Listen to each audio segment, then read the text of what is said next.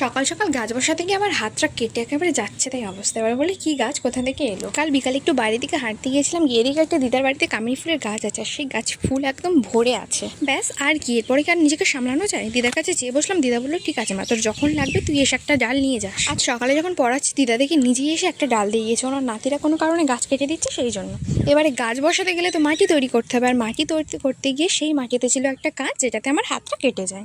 প্রথমত আমি এভাবে কখনো গাছের কাটিং করি, ইউটিউবে প্রচুর ভিডিও দেখলাম, দেখার পরে শুরু করেছি। মাস দুয়েক আগে বাবা এই রুটিটা নিয়ে এসেছিল, তাই আমি এটার ব্যবহার করব। তোমরা চাইলে অ্যালোভেরারও ব্যবহার করতে পারো। ডালটা মোটামুটি বেশ বড় ছিল, এটা থেকে আমি 4-5 ইঞ্চির 8টা কাটিং পেয়েছি। প্রতিটা কাটিং আমি 45 ডিগ্রি কোণ করে কেটে নিয়ে জলের মধ্যে ভিজিয়ে রেখে দিয়েছিলাম। এবার এই কাটিং এর অংশটাতে রুটির হরমোন লাগিয়ে যে মাটি রেডি করেছিলাম সেই মাটির মধ্যে আমি বসিয়ে, আর প্রতিটা কাটিং এর ওপরের অংশে একটু কাদামাটি লাগিয়ে দিয়েছিলাম, নাহলে ওখান থেকে গাছের ময়েশ্চারাইজার উড়ে যেতে পারে। কাটিংগুলো আমি সেমি সিডে রেখে দিয়েছি, যদি আমি সাকসেস পাই তোমাদেরকে অবশ্যই আপডেট দেবো।